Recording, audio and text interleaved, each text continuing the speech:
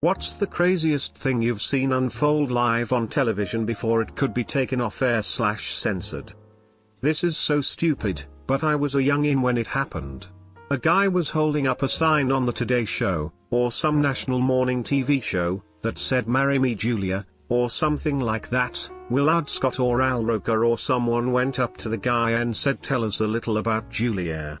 And the guy was like, "Nope, I'd rather marry Steve," and started making out on camera with the guy next to him. The host booked it and was like, "Okay, on to the weather." Prior to then I'd never even heard about being gay, let alone seen anything like it. I'm not sure why that image stuck with me, though it was pretty shocking at the time. Shock tactics were part of the gay rights movement back then. They had to expose the world to the fact that gay people even existed. Still today many backwards nations deny having gay citizens. This news lady doing a report on how dangerous weed is immediately stopped, looked at the camera, said "Fuck it, I quit," and walked out. Now she owns a very successful weed store. Or the weather lady who had to cover up her shoulders because men kept calling in, saying it was inspired. Good news is that the news anchors drug those men through the mud. I saw the max headroom signal intrusion the night it happened. I was hanging with some friends smoking hash and watching Doctor Who. It was so bizarre and we were so high that we weren't even sure we had actually seen it until a couple days later when it started showing up in the news. https://n.m.wikipedia.org/wiki/max_headroom_signal_hijacking. Had no idea what that was until I just looked it up. And just, wowzers. This just happened a month ago. Not sure if it was national news, but the Cincinnati Reds announcer, during the first game of a doubleheader, got caught on a hot mic using a gay slur. I had to rewind it to make sure I heard him correctly. During the next couple of hours, the sports world blew up on the internet, and he, presumably oblivious, finished calling the first game, then started the second game. Then around the fourth inning, he faces the camera and gives an apology for what he said, told the viewing audience he might never be back. And during his apology, a player hits a home run, and he calls the home run during his apology. And then he was gone forever. Not exactly an on-air suicide or whatever, but it was an incredibly bizarre situation. How dumb do you have to be to say something like that at all, or in your workplace? 9/11. 9/11 was a big mark in time. Pre or post 9/11 is sort of how I view my time on Earth. Working out of my house for a company HQ'd in Chicago, I was the NYC rep. Each week we sent in schedules of where we were planning to be for the next week. That schedule had me at a customer on Barclay Street, near Greenwich, a block or two away. I had swapped that for a day in my office to catch up. My phone rang and it was the president of the company looking for me. He was so relieved when I answered, but it was between when the planes hit, and I was unaware of anything until he called and I turned on the TV to see the second plane hit the other tower. That moment, and when the Challenger exploded, the exact feeling and images are locked in my head. When Henry Surtees was hit and killed by a wheel mid-race in the Formula 2, it just happened so quickly you couldn't process what you'd actually seen. Felipe Massa's accident at Hungary GP in the noughties, you just saw a flash of something, then he was nose first in the tyre barrier with the accelerator still depressed. He eventually recovered, but his eyebrow never moved again. It wasn't so crazy as much as the impact of it was to television, but the Janet Jackson boob was so bizarre. It seemed completely planned and everyone was unsure as to what exactly was supposed to happen, but it seemed like something that wasn't supposed to.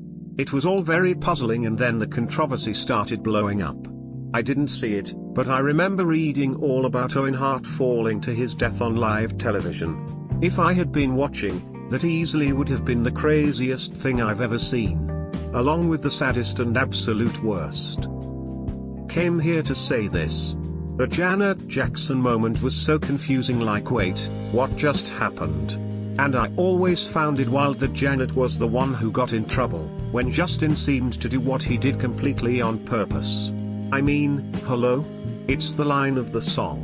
He reached over and ripped her boob cover off while singing about "gonna have you naked by the end of this song."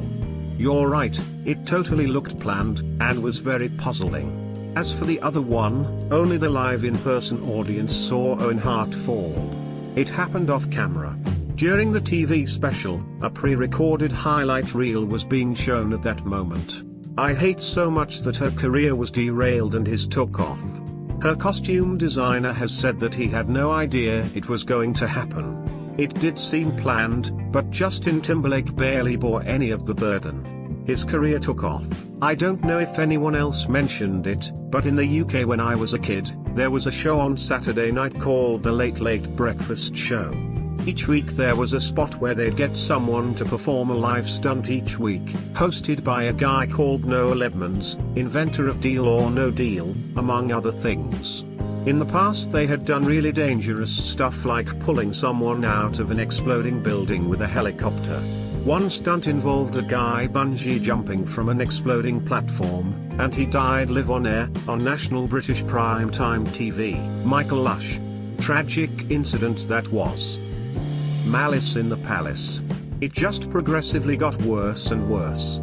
To this day, I can't find the full footage online that I saw live on ESPN. This shows part of it, https://youtube.b/fpjqm1i. The Louisville basketball player who broke his leg on live television, or Gordon Hayward breaking his ankle during the first game of the season a couple of years ago. I remember watching that game live and chuckling when I saw all of the Louisville players on the floor. I remember thinking it was a three-pointer. How the hell did Louisville players collide with one another close to the paint? I had no idea the severity of the injury until they showed that replay. It was weird. I never even noticed Kevin Ware, the injured player, as it happened live. I think that and the Austin Collie hit playing against the Eagles, it really looked like he died, were the two most disturbing sports moments I remembered watching live. Janet Jackson and Justin Timberlake was pretty scandalous at the time. That was so lame though. You barely even saw her and she covered right up. Not that there is anything super scandalous about a nipple anyway. Everyone made a huge deal about it when it was just a millisecond flash. Christian moms got upset. Kanye's "I'ma let you finish," but Beyoncé had one of the greatest music videos of all time, Southern Ontario here. When a teen in the 70s we got about 4 Canadian TV channels and at least 5 from south of Lake Ontario. Mostly Rochester. Late weekend nights were filled with advertising from the House of Guitars. Legendary commercials for stoners, by stoners filled the air. I saw my first televised titties on one of their commercials one night and then the station went dark. Not sure, but I think it was during Wolfman Jack's midnight special, Trivia Question. Clap for the Wolfman was a hit song. Can you guess who recorded it? I Saw What You Did There. The LA riots were really brutal to watch on television. They tried to not show any graphic violence, but sometimes it just happened. You saw a lot of footage of people looting and running up and down streets throwing things and hitting people, but nothing really bad until those men caught Reginald Denny stranded in his truck at an intersection. They smashed the truck windows and dragged him by his hair, I think, out of the truck and just stomped the ever-loving crap out of him, and the camera never moved. It was a news helicopter shooting down so you could see the entire intersection, and it legitimately looked like you were seeing a man beaten to death right on television. And then when you thought it was over, there was that kick and you just knew he was dead. You just knew no one could survive that, and it was so upsetting and terrifying to see that kind of unbridled violence take place live right in front of you. And then came the helpers. A few men, one of them a very large black man, came to Denny's rescue, and the attackers scattered like stray, vicious dogs, and they helped Denny. They saved his life. It was only a few minutes, but until 9/11 it was one of the most dramatic things I'd ever seen on television. Dude, I will never forget the name Reginald Denny. I will never forget that moment. It might have been the most brutal, senseless violence ever caught on video. Easily the most violent I've ever seen. Once he was down and out, I think they smashed him in the head with a fire extinguisher and a brick or two.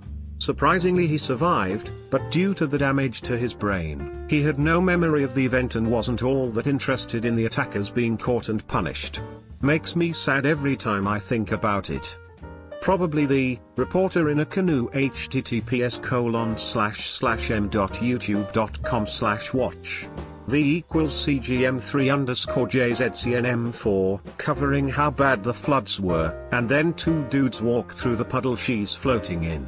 Runner up to the guy pretending there were hurricane force winds and bracing himself. https://m.youtube.com/watch v=f.k 2m_44 while yelling into the mic.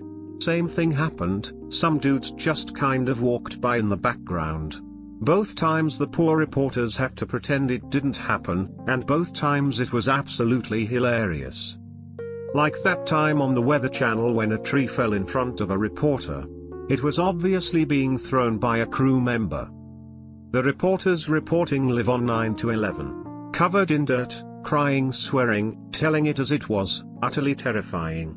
I would have never considered recording something so horrific, but now that it's all gone I wish I could go back and see that raw humanity again. When I was a kid I was watching the news and saw some people in Sarajevo, I think, being pulled off the back of a truck and shot. Teenage boys and men. Never forgot it.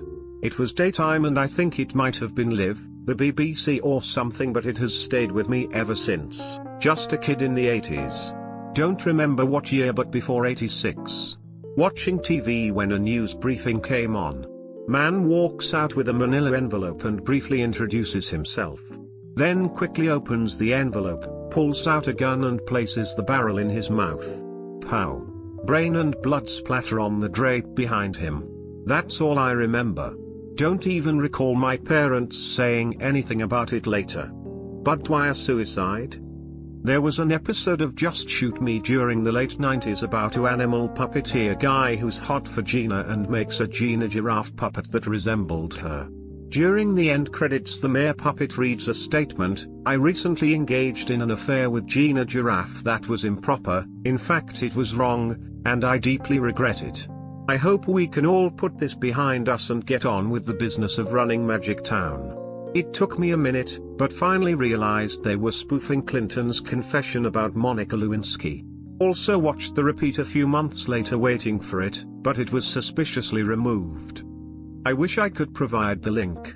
But it was an NHL game and one player fell and his skate cut the jugular of his opponent. Blood squirted out like a hose, staining the ice, sending him immediately to the locker room, and a full recovery was had. When I went to look it up the next day, I clicked on the first thing without checking and ended up with my first computer virus. Apparently, sick fucks like to fuck with other sick fucks looking up someone else's demise. Lesson learned. The team doctor ran out there, reached into the wound and held the artery shut with his fingers.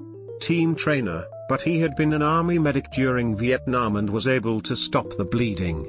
During the BLM protests, people were cursing left and right on the local news. It was actually super funny. Yeah, hilarious. /s. I was a social media coordinator for the Gaza Freedom Flotilla when it was attacked, boarded, and seized by the Israeli military. https://www.xis.org/analysis/Gaza Flotilla raid and its aftermath. I had a live link to the Mavi Marmara before hell broke loose. We really did not expect them to be boarded so violently. They thought they were safe in international waters and that the Israeli boats and helicopters were just going to try to intimidate them. Then the ropes from the helicopters dropped on the deck and it was guns against chairs and cooking utensils. I was frozen. When the live link cut I thought I'd just watched everyone I'd gotten to know had died and I was one of the last people to see them. The military had a ton of camera with them as they boarded the ship, probably to control the narrative. When I was a kid TV shows were interrupted all the time for high-speed chases and police standoffs. One time a helicopter was tracking a guy who was driving through a field. The driver hopped out of his van with a shotgun. The reporter was telling the helicopter to pan away from the shot but they didn't. The driver then put the shotgun in his mouth and blew his head off on live TV. The camera cut and came back to the in-studio reporter who had a defeated WTF look on his face. I swear this led to less situations like this being shown on TV. Was it Daniel V. Jones? Sinead O'Connor ripping up a photo of the Pope on SNL. When the EP was rerun, it was removed. The Challenger exploding when I was in elementary school. The whole school was watching it on TV in the auditorium. Weird fact about me, I was in the exact same room at a school when the Challenger exploded, and then when the first plane hit on the 11th of September for the Challenger, I was in my 4th grade classroom, and for 9/11, I was a teacher in that school in that classroom. Please never go back to that classroom again. We need to try to avoid future disasters. George Bush doesn't care about black people. Kanye West: I will never forget the look on Mike Myers' face. That was insane. We were watching the telethon at my aunt's house after my father's funeral. It was just family sitting around after a meal, kind of decompressing. We were watching but not really comprehending what was on. Until that moment. George Bush doesn't care about black people. Tyson biting Holyfield's ear. Fergie singing the national anthem. We'll never forget it. Ashlee Simpson's SNL lip sync / awkward jig. It wasn't quite live for us. We recorded it on VHS and watched it the next day, but back when it aired, it was close enough. We watched it happen, and were able to rewind the tape and watch it again. Bud Dwyer's suicide. Greater than Bud Dwyer's suicide. That was never shown live. It happened at about 11 a.m. EST. He died instantly. Dwyer was pronounced dead at about 11:30 a.m. EST. Subsequently, it was broadcast later in the midday news on several stations. Some of them showed the entire sequence, some not. The words "live press conference" are misleading in this case. Downvote as a sphincter. Read the facts. https://www.mccall.com/news/mcxpm1009